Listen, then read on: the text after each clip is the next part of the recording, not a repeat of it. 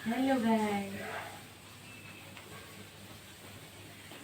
नमस्कार साथियों, मैं पवन गुप्ता उमंग क्लासेज में आप लोग को स्वागत करता हूं। साथियों, आज 2 अक्टूबर है, जो कि भारत देश के लिए, विश्व के लिए बहुत ही आज की दिन महत्व रखता है। आज गांधी जी की जयंती है।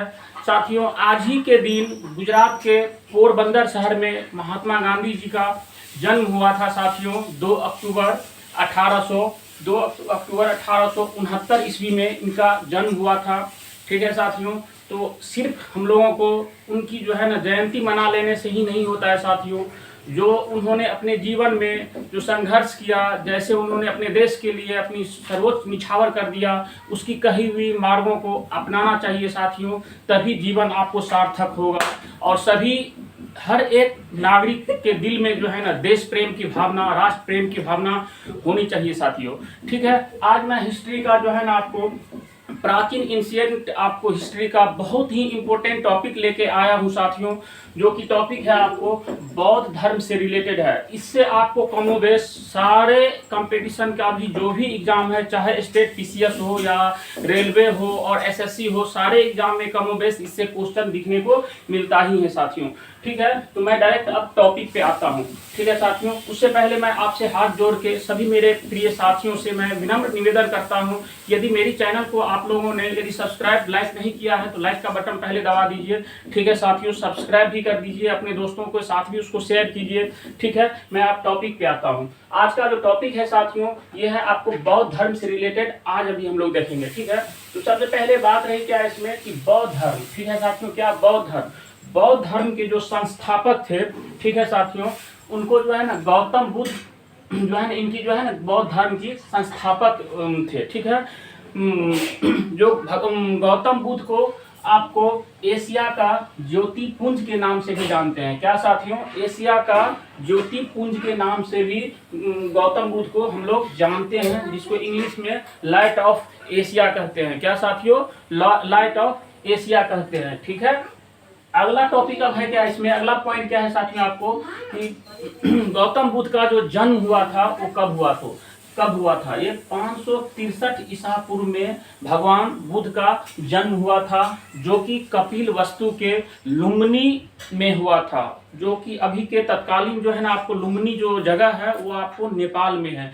ठीक है साथियों, लुम्बिनी नामक स्थान पे हुआ था, जो जगह अभी वर्तमान में आपको नेपाल में है। ठीक है साथियों, आपको मृत्यु जो हुआ था इनकी, जो 483 ईसा पूर्व, जो 80 वर्ष की अवस्था में इनकी मृत्यु हो गई थी। ठीक है साथियों, आपको ये जो सॉरी कुशीनगर जो देवरिया जिले के, अभी वर्तमान में कुशीनगर जो स्थान है साथियों, वो आपको देवरिया जिले के यूपी राज्य में अवस्थित है। ठीक है साथियों, इनकी जो मृत्यु जो हुई थी, आपको चुंद नामक एक व्यक्ति थे, ठीक है, जो विषाक्त भोजन, ऐसी अभी प्रूफ नहीं मतलब प्रमाण है, कहा जाता है बड़े बड़े विशेषज्ञों के द्वारा कि विषाक्त भोजन खाने से आपको इनकी मृत्यु आपको 483 ईसा पूर्व में 80 वर्ष की अवस्था में गौतम बुद्ध की हो गई। ठीक है, आपको जो इनकी मृत्यु हुई थी उनको जो है ना बौद्ध धर्म में आपको महापरिनिर्वाण के नाम से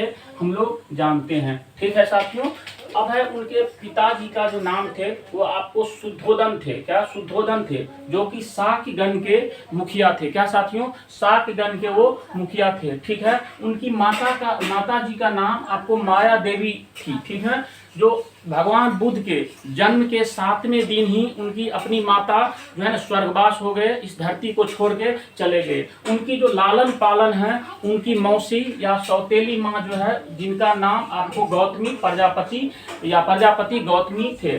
ठीक है साथियों, भगवान बुद्ध का जो बचपन का जो नाम था साथियों, वो सिद्धार्थ थे। क्या, भगवान बुद्ध का जो बचपन का नाम जो था सिद्धार्थ नाम था। ठीक है साथियों, इनकी जो पत्नी थी, भगवान बुद्ध की जो पत्नी थी, आपको उसका नाम यशोधरा था। क्या साथियों, यशोधरा था। ठीक है, उनकी जो बहुत ही कम एज में ही, ठीक है, इनकी शादी हो गया था। ठीक है, तो जिस टाइम पे शादी हुआ था भगवान बुद्ध का, ठीक है साथियों, उस टाइम पे आपको सिर्फ वो 16 वर्ष की आयु में थे। क्या, 16 वर्ष की आयु थे, या सिद्धार्थ बोलिए, क्योंकि उस टाइम पे सिद्धार्थ ही थे। ज्ञान प्राप्ति हो गया उनके बाद, उनको जो है ना बुद्ध के नाम से दुनिया जानने लगी। ठीक है साथियों, और उनको एक ही पुत्र थे। ठीक है साथियों, भगवान बुद्ध को एक ही पुत्र थे, उस पुत्र का नाम था राहुल। क्या साथियों? राहुल नाम था। ठीक है, जब भगवान बुद्ध ने सायर पे, कपिल वस्तु के सायर पे निकला साथियों, तो उन्होंने 4 चीजों को देखा। ठीक है, क्या देखा साथियों? जब कपिल वस्तु के सायर पे भगवान बुद्ध ने निकला तो उन्होंने 4 चीजों को ऑब्जर्व किया, 4 दृश्यों को उन्होंने देखा। उसमें से पहला दृश्य था साथियों कि बूढ़ा व्यक्ति था। ठीक है, जो कि बहुत ही बूढ़े थे, वो अपने इधर उधर घूम फिर रहे थे कपिल वस्तु के आश्रम में। ठीक है साथियों, और दूसरा व्यक्ति जो था काफी बीमार व्यक्ति थे, जो बहुत ही कष्ट में थे। ठीक है, और जो तीसरा जो दृश्य उन्होंने देखा वो सब था, एक मरी हुई लाशें जो है ना खुले आसमान में पड़ा हुआ था। ठीक है साथियों, और जो लास्ट जो दृश्य था वो एक सन्यासी के भेष में एक सन्यासी व्यक्ति को उन्होंने देखा। ठीक है, ये भी क्वेश्चन आ जाते हैं कि जब भगवान बुद्ध ने सायर पे, कपिल वस्तु के सायर पे निकला तो उन्होंने 4 दृश्य देखा। 4 दृश्य में से आपको कोई 3 दृश्य अलग दे देगा, और जिनमें से एक दृश्य चारों में से कोई ऑप्शन में रहेगा। ठीक है, उनमें उसको आपको टिक करना है। ठीक है साथियों, तो जब तक आपको ये याद नहीं रहेगा, बूढ़ा व्यक्ति, बीमार व्यक्ति, सब और उसके बाद जो है ना सन्यासी, तब तक आप कैसे टिक मार पाओगे? ये सब चीजों को आपको जो है हिस्ट्री पढ़ने का कोई ट्रिक उरिक नहीं होता है साथियों। आपको उनको जो है ना लिख लिख के जैसे भी करके आपको याद करना ही पड़ेगा, एनी हो। ठीक है साथियों, उसके बाद है आपको जो भगवान बुद्ध ने जो 29 वर्ष की अवस्था में उन्होंने घर में किसी व्यक्ति को बिना बताए गृह त्याग कर दिए थे। ठीक है, जिनको हम लोगों ने बौद्ध धर्म में महाविनिष्कर्मण के नाम से जानते हैं। क्या साथियों? महाविनिष्कर्मण के नाम से। और उन्होंने उनके मृत्यु को जो है ना महापरिनिर्वाण के नाम से हम लोग जानते हैं। ये सब क्वेश्चन बहुत ही इंपॉर्टेंट है, बराबर ये सब क्वेश्चन आपको एग्जाम में आते हैं कि महाविनिष्कर्मण का मतलब क्या होता है, महापरिनिर्वाण का मतलब क्या होता है। तो वो सब चीज आप लोगों को याद रखने के सिवा दूसरा कोई उपाय नहीं है। ठीक है साथियों, इनके जो प्रथम गुरु थे, जो जिनसे भगवान बुद्ध ने सांख्य ज्ञान का जो दर्शन जो शिक्षा प्राप्त किया था, वो आपको प्रथम गुरु अलार कलाम थे। क्या साथियों? अलार कलाम थे। ये भी पूछ लेते हैं कि भगवान बुद्ध का जो प्रथम गुरु का नाम क्या है, तो हम लोग क्या मारेंगे? ठीक, अलार कलाम याद रखेंगे। ठीक है साथियों, ये बहुत ही इंपॉर्टेंट है। इसमें से तो वैसे बहुत सारे पॉइंट बनता है, लेकिन जो है ना जो सबसे मोस्ट इंपॉर्टेंट है, जो बराबर क्वेश्चन में दिखने को मिलता है साथियों, आता है, मैं वो पॉइंट लेके यहाँ पे आया हूँ। ठीक है, और उनके जो है ना योग का जो गुरु थे, जो उनको योग सिखाए थे, योग ज्ञान जो है उनको जो दर्शन मतलब यानी कि शिक्षा प्राप्त किए थे, वो गुरु वो कहाँ से किए थे? आपको राजगीर शहर, जो कि बिहार में अवस्थित है, जो कि बहुत ही आपको फेमस टूरिस्ट प्लेस माना जाता है। ठीक है साथियों, और उसके जो दूसरे गुरु जिससे उन्होंने योग का ज्ञान लिया था, मतलब उस गुरु के नाम थे रुद्रक रामपुत। क्या नाम है साथियों? रुद्रक रामपुत। और पहला जो गुरु थे वो कौन थे? आपको अलार कलाम थे। ठीक है साथियों, अब चलते हैं हम लोग पूरा कि उन्होंने जो है ना आपको कि जो कि अभी प्रेजेंट टाइम में बोध गया में है वो जगह है, और उनको अभी जस्ट बिहार सरकार, केंद्र सरकार ने उन्होंने उस जगह का नाम बोध गया को अब गया जी के नाम से भी लोग जानते हैं। ठीक है, वैसे तो बोध गया से आपको 20-25 किलोमीटर दूर पे अवस्थित है। ठीक है, उन्होंने 6 वर्ष का जो है ना बिना अन्न जल ग्रहण किए हुए निरंजना नदी, जो कि फल्गु नदी के नाम से भी जानते हैं, पीपल वृक्ष के नीचे जो है ना आपको कठोर घनघोर तपस्या किए, तब उनको जाके ज्ञान की प्राप्ति हुई। ठीक है, और वो जगह बोध गया कहलाया। ठीक है साथियों, वो जगह बोध गया कहलाया, मतलब यानी कि उसके बाद ज्ञान प्राप्ति के बाद ही जो है ना भगवान जो सिद्धार्थ नाम के बालक जो है ना वो आपको भगवान बुद्ध का दर्जा प्राप्त किया, पूरा दुनिया उसको भगवान बुद्ध के नाम से जानने लगा। ठीक है, तो साथियों ये पॉइंट से हम लोगों को जीवन में ये सीख भी मिलती है कि बिना जो है ना आपको कर्म का, बिना कठोर परिश्रम का, बिना त्याग का, बिना तपस्या का जो है ना कभी के किसी भी मनुष्य के जीवन में कुछ प्राप्त नहीं हुआ है साथियों। जो भी आज तक के महान पुरुष बने हैं उन्होंने अपने जीवन का सर्वस्व निछावर कर दिया है, तभी दुनिया ने उन लोगों को पहचाना है। आज दुनिया उनको नाम लेते हैं। चाहे दुनिया के पृथ्वी के किसी भी कोने पे किसी भी महापुरुष सक्सेसफुल व्यक्तियों को नाम आप लीजिए, उन्होंने अपने जीवन में बहुत दुख कष्ट और बहुत चीज़ों को उन्होंने झेला है। ठीक है साथियों, इनसे हम लोगों को सीख भी लेना चाहिए। और छोटी मोटी परेशानियां आती हैं जीवन में, सबको, और छोटी मोटी परेशानियां आती हैं जीवन में सबको, उससे हम लोगों को हतोत्साहित नहीं होनी चाहिए, घबराना नहीं चाहिए, क्योंकि समस्या आना जीवन का जो है ना पार्ट ऑफ, इसको लाइफ मानिए। ठीक है साथियों, अब हम लोग नेक्स्ट पॉइंट पे आते हैं। ठीक है, नेक्स्ट पॉइंट क्या है, तो उन्होंने जो है ना प्रथम उपदेश जो दिए थे वो आपको यूपी के सारनाथ में जो है ना उन्होंने अपना प्रथम उपदेश दिए थे। और उस उपदेश को हम लोग बौद्ध धर्म में आपको धर्म चक्र प्रवर्तन के नाम से जानते हैं। क्या साथियों, प्रथम उपदेश जो भगवान बुद्ध ने दिए थे कहाँ पे, सारनाथ में दिए थे, और उसको धर्म चक्र प्रवर्तन के नाम से जानते हैं साथियों। ठीक है, और उन्होंने जहां भी उपदेश दिया, सर्वाधिक को लिया मैक्सिमम उन्होंने सारा पाली भाषा में उन्होंने दुनिया को अपना उपदेश, अपना ज्ञान आपको दिया। ठीक है, वैसे तो उन्होंने जो है ना ऑलमोस्ट आपको बहुत सारे राज्यों में अपना उपदेश दिया, जिनमें आपको श्रावस्ती थे, उसके बाद आपको कौशल थे, वैशाली थे, कौशाम्बी थे, ये सब सारे जगहों पे अपना उन्होंने क्या किया, उपदेश दिया। ठीक है, उनके जो आपको अनुयायी जो थे, ठीक है, उनके महान महान योद्धा जिन्होंने अपने वीर गति मतलब यानी कि वीरता से दुनिया को प्रभावित किया, बहुत सारे राज्यों को जीता, उन्होंने अपने जीवन में बहुत सारा नाम ख्याति प्राप्त किया। ठीक है, वो थे आपको बिंबिसार थे, प्रसेनजीत थे, उदयन थे। ठीक है, ये सब महान योद्धा, महान राजाओं में उनको काउंटिंग गिनती किया जाता है। ठीक है साथियों, अब उसमें जो है ना बराबर आपको क्वेश्चन बौद्ध धर्म से, जब भी बौद्ध धर्म से क्वेश्चन उठाते हैं, जो चारों जो संगीतियां हुआ था, ठीक है, उनसे कभी न कभी क्वेश्चन पूछ देता है। उसको क्वेश्चन आएगा या तो कहाँ पे हुआ था, कौन सा ईस्वी में हुआ था, वो किसके शासन काल में हुआ था,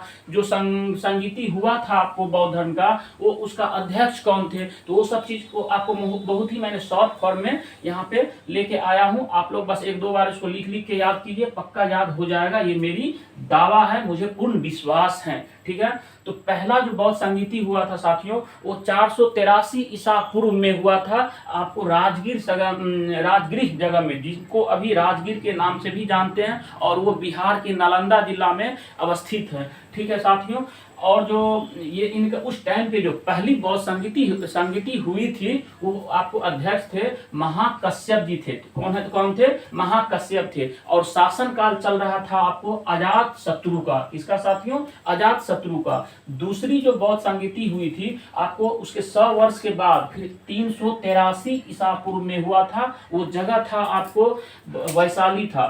ठीक है साथियों, और उस टाइम पे जो दूसरी बौद्ध संगति का जो आपको अध्यक्ष जो थे वो आपको सवाकामी थे। ठीक है, और जो शासन काल जो चल रहा था कलाशोक का, किसका?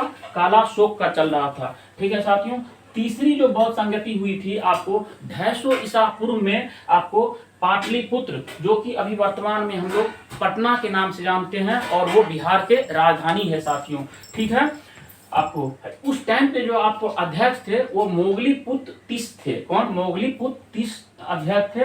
ठीक है, शासन जो चल रहा था साथियों वो आपको सम्राट महाचक्रवर्ती अशोक का शासन काल चल रहा था। तो आप लोगों को मैं उसके बाद जो है चौथी बौद्ध संगति जो हुई थी आपको 98 ईस्वी में हुआ था। याद रखिएगा मेरे वर्डों पे, मैं ईसा पूर्व नहीं बोल रहा हूँ। 98 ईस्वी में आपको चौथी बौद्ध संगति हुई थी, जो कि कश्मीर में एक कुंडल वन जो है स्थान है वहां पे हुआ था। और अध्यक्ष जो थे वो आपको वसुमित्र अश्वघोष जी थे। ठीक है, वसुमित्र या अश्वघोष दोनों में से कोई एक ऑप्शन रह सकता है, अध्यक्ष थे। ठीक है, और जो शासन जो उस टाइम पे चल रहा था वो आपको कनिष्क का चल रहा था। क्या साथियों? कनिष्क का चल रहा था। ठीक है, तो एक बार मैं फिर से आप लोगों को ये रिपीट करवा देता हूँ कि उंगली पे आप लोग याद करिए। बिना याद किए हुए दोस्तों इसका कोई ट्रिक उरिक नहीं है, साइंस नहीं है कि हम लोग कैसे भी करके याद कर लें। 483 ईसा पूर्व में कहाँ हुआ था? राजगिरी में हुआ था। महाकश्यप अध्यक्ष थे, और उसके बाद आपको अजात शत्रु के शासन काल चल रहा था। तीसरा था दूसरा जो था 383 ईसा पूर्व में था। ठीक है, वैशाली जगह में सवाकामी अध्यक्ष थे। ठीक है साथियों, और कलाशोक का क्या चल रहा था आपको? शासनकाल चल रहा था। तीसरी हुई थी 250 ईसा पूर्व में हुआ था पाटलिपुत्र में, मोगलीपुत्र 30 इनका अध्यक्ष थे, सम्राट अशोक उनके शासनकाल चल रहे थे। ठीक है, आपको 98 ईस्वी में कुंडलवल जो कि कश्मीर में वो जगह है, आपको कनिष्क का शासनकाल चल रहा था। अश्वघोष उस साल मतलब चौथी बौद्ध संगति का मतलब यानी कि अध्यक्षता किए थे। ठीक है साथियों, तो भूलना नहीं है। उनके जो पूर्ण वो जो है ना बौद्ध धर्म जो है ना आपको पुनर्जन्म पे जो है ना उसको मानता देती है पुनर्जन्म का। ठीक है साथियों, और जो उसमें जो हुआ था क्या साथियों, चौथी बौद्ध संगति जो 98 ईस्वी में हुआ था, उनमें जो है ना 2 टाइप के बौद्ध संगति को लोग फॉलो करने वाले मानने वाले लोग मतलब हुए। ठीक है, एक थे जो सन्यासी जीवन अपनाते थे, दूसरा गृहस्थ जीवन अपनाते थे। तो सन्यासी जीवन जो है ना अपने मतलब यानी कि भिक्षा के रूप में भिक्षा मांग मांग के खाते थे, उनको दुनियादारी से किसी से जीवन के सारे मतलब चीज़ों से जीवन मरण से चक्र से वो अपने आप को मुक्ति पा लिए थे और भिक्षा मांग के जो है ना अपना जीवन यापन वो करते थे। तो उस टाइप के जीवन पालन करने वाले को सन्यासी कहा गया बौद्ध धर्म में। ठीक है, दूसरा था उपासक मतलब वो होता है जो उनके धर्म को बौद्ध धर्म को मानते थे लेकिन साथ में गृहस्थ जीवन भी उन्होंने अपनाते थे, उनको फॉलो करते थे। ठीक है साथियों, जैसे हो गया खेती बाड़ी करना, परिवार बाल बच्चा को देखना, उनके साथ रहना और साथ ही बौद्ध धर्म को फॉलो भी करना। ठीक है साथियों, और जो उसके बाद जो है ना ये था कि जो भी व्यक्ति बौद्ध धर्म को अपनाएगा उनकी एज जो है ना आयु मिनिमम कम से कम आपको साथियों 15 वर्ष होनी चाहिए। कितना? 15 ईयर होनी ही चाहिए। उससे कम यदि आपकी आयु है या किसी की आयु हो वो उस टाइम पे बौद्ध धर्म अपना नहीं सकते थे। ठीक है साथियों, तो भूलना नहीं है, ये भी क्वेश्चन आ सकता है, बराबर आते भी हैं कि आपको बौद्ध धर्म अपनाने के लिए जो है कम से कम आयु कितनी होनी चाहिए। ठीक है, ठीक, इसमें जो है ना त्रिरत्न की बात कही गई है। ठीक है, त्रिरत्न में से जो है ना आपको वो त्रिरत्न कौन थे बौद्ध धर्म में? आपको बुद्ध थे, धम्म थे और संघ था। क्या त्रिरत्न में जो काउंटिंग होता है तो पहला बुद्ध, दूसरा धम्म, तीसरा हो गया आपको संघ हो गया। ठीक है, ये भी चीज हम लोगों को याद करना है। और जो चौथी बौद्ध संगति जो कि 98 ईस्वी में हुआ था, कुंडलवन कश्मीर में जो हुआ था, उनमें जो है ना आपको 2 धर्म मतलब यानी 2 भागों में बट गया था। पहला था आपका साथियों कि हीनयान था, दूसरा था महायान था। ठीक है, ये भी पूछते हैं कि चौथी बौद्ध संगति में जो है ना आपको 2 भागों में बट गया, वो दोनों भागों का नाम क्या है? क्या हम लोग पढ़ेंगे? हीनयान और महायान पढ़ेंगे। ठीक है साथियों, इसका डिटेल कुछ रूल नियम भी है कि हीनयान कैसे उड़ाते थे, क्या वो पालन करते थे, उतना डिटेल में हम लोगों को वनडे एग्जाम में नहीं मतलब यानी कि जाना है। ठीक है, जो पीटी मेन चुन्स लिखते हैं तो उसको ये चीज आपको डिटेल में पढ़ना जरूरी हो जाता है। ठीक है साथियों, उनके जो पवित्र त्योहार है, एक बौद्ध धर्म का जो सबसे पवित्र त्योहार को माना जाता है उसको वैशाखी पूर्णिमा माना जाता है। ठीक है साथियों, तो वैशाखी पूर्णिमा जो है ना आपको उसी का जो है ना हम लोग बुद्ध पूर्णिमा के नाम से जानते हैं। ठीक है, वैशाखी पूर्णिमा बहुत कम ही लोगों को पता है, लेकिन बुद्ध पूर्णिमा आपको सारे एवरीवन नोज है इस चीजों से। ठीक है साथियों, तो बुद्ध पूर्णिमा के दिन ही भगवान बुद्ध का जन्म भी हुआ था, मरण भी हुआ था और ज्ञान की प्राप्ति भी हुई थी, ऐसा मानना है। ठीक है साथियों, तो बुद्ध पूर्णिमा के बारे में भी हम लोग जान लिए। जो एक चीज उसमें बराबर क्वेश्चन बहुत ही वेरी इंपॉर्टेंट है साथियों कि बौद्ध धर्म और जैन धर्म में क्या एक चीज है जो दोनों में फॉलो होता है, दोनों में मानते हैं, वो है अनीश्वरवाद का सिद्धांत जो है आपको बौद्ध धर्म भी उसको मानते हैं और जैन धर्म भी मानते हैं। जैन धर्म हम लोग नेक्स्ट क्लास में जैन धर्म को भी हम लोग देखेंगे। ठीक है साथियों, और जो 123 फीट ऊंची भगवान बुद्ध की जो प्रतिमा है, ठीक है साथियों, वो आपको हिमाचल प्रदेश के रेवाड़ झील में अवस्थित है। ये भी क्वेश्चन पूछता है, इसमें से मैं जो भी इंपॉर्टेंट क्वेश्चन बन सकता था मैं सिर्फ वो चीज आप लोगों के सामने प्रस्तुत किया हूँ, पढ़ा रहा हूँ। ठीक है साथियों, इसमें से एक भी क्वेश्चन नहीं है फ्रेंड्स कि जो मतलब अननेसेसरी या कभी पूछा नहीं गया हो सारा। ठीक है, तो 123 फीट ऊंची भगवान बुद्ध की प्रतिमा कहाँ पे है? तो आपको ये आपको कभी कभी डायरेक्ट हिमाचल प्रदेश दे देगा या तो आपको रेवाड़ झील का नाम देगा, तो वो दोनों चीज हम लोगों को याद रखना है। ठीक है, उसमें एक बहुत ही इंपॉर्टेंट पॉइंट है जो मैं अभी फिर आप लोगों को बता रहा हूँ साथियों, जो आप लोगों को बराबर पूछते हैं। ठीक है, तो ये पॉइंट आपको साथ ये मैं मिटाता हूँ, आप लोग इनको जो है एक बार स्क्रीन शॉट लेना चाहते हो तो स्क्रीन शॉट ले सकते हो। ठीक है साथियों, ठीक है साथियों, तो एक बार आप लोग देख लीजिए, स्क्रीनशॉट ले लीजिए, फिर मैं उसको मिटाऊंगा। ठीक है साथियों, ओके, मैं इस साइड मिटाता हूँ या एक बार मैं रिवीजन करवा देता हूँ बहुत फास्ट, सुपर फास्ट में। ठीक है, तो इनका जो बौद्ध धर्म के संस्थापक गौतम बुद्ध थे, ठीक है, जिसको एशिया का पुंज माना जाता है। इनका जन्म 563 ईसा पूर्व में आपको कपिल वस्तु के लुम्बिनी शहर में हुआ था। इनकी मृत्यु जो है 483 ईसा पूर्व में हुआ था, जिनको महापरिनिर्वाण के नाम से जानते हैं। इनके पिता का नाम शुद्धोदन थे, जो शाक्य गण के मुखिया थे। इनकी माता का नाम माया देवी थी, जो 7वें दिन जो जन्म का हुआ था, तो उनके बाद उनकी मृत्यु हो गई थी, ठीक है। उनका जो लालन पालन उसकी जो सौतेली माँ या मासी जो थी आपको प्रजापति गौतमी ने की, ठीक है। उनके पत्नी के नाम यशोधरा है, ठीक है। उनके बेटे के नाम राहुल है, ठीक है। उन्होंने शहर पे निकला तो 4 चीजों को देखा, बूढ़ा व्यक्ति को देखा, बीमार व्यक्ति को देखा, शव को देखा, सन्यासी को देखा, ठीक है साथियों।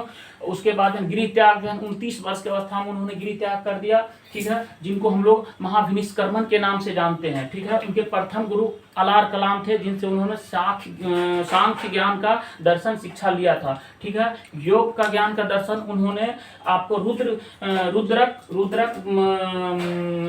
रुद्रक रामपुत्र से लिया था, ठीक है। उनका दूसरा गुरु के रूप में भी हम लोग मान सकते हैं, ठीक है।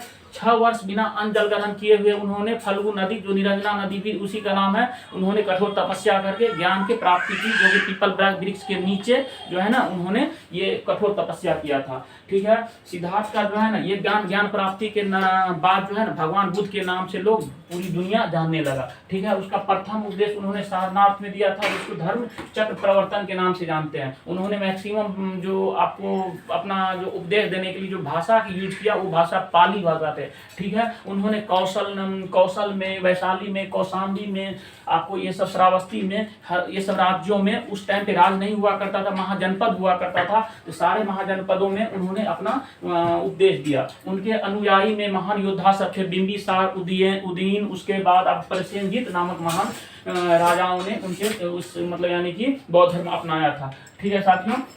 उसके बाद वो 4 बौद्ध संगति हुआ 483 ईस्वी में, 383 ईसा पूर्व में, 250 ईसा पूर्व में और 98 ईस्वी में, ठीक है।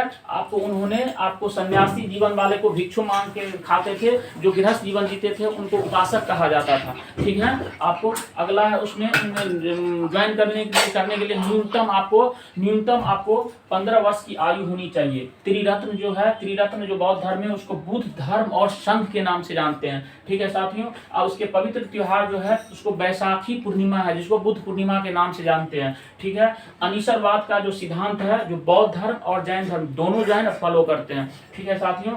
और जो आपको 123 फीट ऊंची प्रतिमा जो है ना आपको हिमाचल प्रदेश के रेवाल झील में अवस्थित है, ठीक है साथियों। आप लोगों को मैं फटाफट रिवीजन भी करवा दिया। अब मैं आपको मिटाता हूँ इस टाइप का।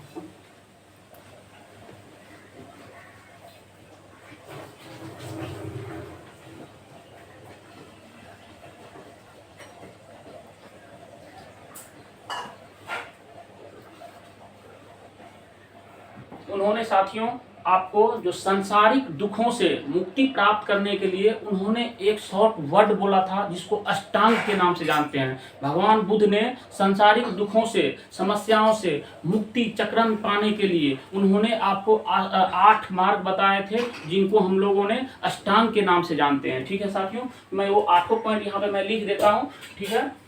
पहला था आपको कि सम्यक दृष्टि, क्या सम्यक, आधा म होता है साथियों इसमें, सम्यक दृष्टि होता है, क्या सम्यक दृष्टि। दूसरा होता है साथियों आपको इसमें कि सम्यक संकल्प होता है। तीसरा होता है साथियों इसमें आपको कि सम्यक वाणी होता है, क्या वाणी होता है आपको। चौथा होता है साथियों सम्यक जो है ना कर्मांत होता है, क्या कर्मांत होता है, ठीक है साथियों।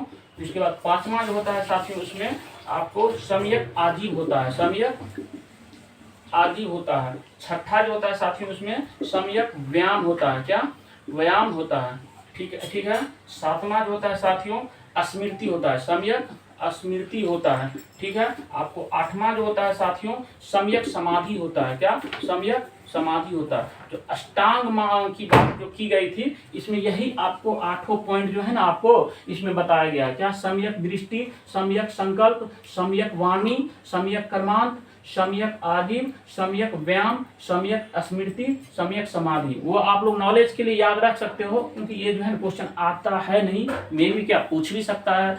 तो इसमें से ऐसे सिर्फ एक पूछता है कि संसार से दुखों से मुक्ति पाने के लिए जो क्या कहते हैं आपको, गौतम बुद्ध ने क्या वर्ड कहा था। तो शॉर्ट में आपको अष्टांग या जो भी दिया रहेगा, तो अष्टांग वर्ग मतलब वर्ड का यूज किया गया है, तो वो हम लोगों को टिक मारना है। ठीक है साथियों, ये हो गया आपको सांसारिक दुखों से मुक्ति पाने की जो है ना ये अष्टांग मार्ग है। ठीक है, अब एक सबसे जो इम्पोर्टेंट था, ठीक है साथियों, जो बौद्ध धर्म में जो भी एक था कि आपको सन्यासी जीवन व्यतीत करते थे, दूसरा थे आपको कि उपासक थे। इनके लिए क्या क्या रूल रेगुलेशन थे जिनको फॉलो करना बहुत ही इम्पोर्टेंट था, जिन बौद्ध धर्म में बोला गया था। ठीक है, वो मैं सारों 8 मतलब 10 पॉइंट का यहाँ पे लिख के मैं आप लोगों को बताने का कोशिश प्रयास कर रहा हूं। आप लोग ध्यान से देखिएगा। ठीक है साथियों, इसको मैं मिटाता हूं।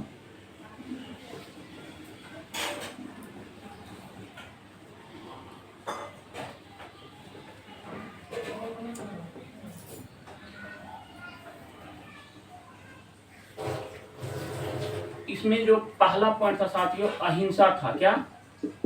अहिंसा। उसके बाद जो दूसरा पॉइंट था आपको, अहिंसा के बाद जो था आपको सत्य। तीसरा जो पॉइंट था आपको अस्तेय। अस्तेय का मतलब होता है साथियों कि अस्तेय का मतलब होता है आपको कि चोरी ना करना, चोरी ना करना। उसके बाद चौथा जो इसमें पॉइंट बोला गया था, अपरिग्रह। क्या? अपरिग्रह का मतलब होता है साथियों किसी प्रकार की संपत्ति नहीं रखना, किसी प्रकार के संपत्ति न रखना। ठीक है साथियों, आपको उसके बाद जो था 5वां पॉइंट जो था साथियों, इसमें आपको कि मद सेवन न करना, मद सेवन न करना। आपको छठा इसमें पॉइंट था साथियों कि असमय भोजन ग्रहण नहीं करना, असमय भोजन ग्रहण नहीं करना। उसके बाद 7वां जो पॉइंट था साथियों, इसमें आपको सुखप्रद बिस्तर पे नहीं सोना चाहिए, सुखप्रद बिस्तर पर नहीं सोना चाहिए। उसके बाद जो 8वां जो पॉइंट था साथियों, इसमें धन संचय नहीं करना चाहिए। ठीक है, आपको धन संचय नहीं करना चाहिए। ठीक है साथियों, उसके बाद था आपको कि 9वां पॉइंट था, ये बहुत ही इम्पोर्टेंट पॉइंट है। हर एक को ये जो है बहुत गहनता के साथ उस पर विचार करना चाहिए, सोचना चाहिए। ठीक है, कि स्त्रियों के साथ नहीं रहना चाहिए, स्त्रियों के साथ, क्या है साथियों, स्त्रियों के साथ नहीं रहना चाहिए, स्त्रियों से दूर रहे, स्त्रियों से दूर रहें। ठीक है साथियों, और जो लास्ट पॉइंट जो था साथियों, इसमें था आपको कि नृत्य गान से दूर रहे। ठीक है साथियों, जो बौद्ध धर्म में जो भिक्षु जो सन्यासी टाइप के जीवन व्यतीत करते थे और उपासक टाइप के जो व्यक्ति थे, यहाँ मैं लिख देता हूँ पॉइंट बना के आपको, सन्यासी उसके बाद था और उपासक। देखो साथी, यहाँ पे जो है ना जो 2 टाइप के जो है ना उसके फॉलोअर थे, जो उसके जो है ना मतलब यानी कि फॉलो करने वाले लोग थे, वो आपको जो बौद्ध धर्म में जो है ना 10 प्रकार की ये बातों को जो है ना आपको मानने को कहा गया था। ठीक है, पहला था आपको इसमें क्या कि अहिंसा, मतलब कोई भी चीज जो है ना हिंसात्मक तरीका से नहीं करना चाहिए। ठीक है साथियों, अहिंसा के तौर तरीके को अपनाना चाहिए, हिंसा नहीं करना चाहिए।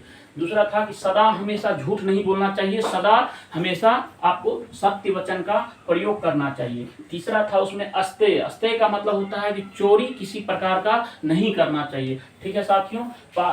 चौथा था अपरिग्रह, अपरिग्रह का मतलब होता है कि अनैतिक तरीका से, जो कि अभी जो है ना वो काफी चरम पे चल रहा है पूरा विश्व में, आपको धोखाधड़ी या वो धोखाधड़ी करके संपत्ति अर्जित नहीं करना चाहिए, उसको शॉर्ट फॉर्म में अपरिग्रह बोलते हैं, ठीक है साथियों।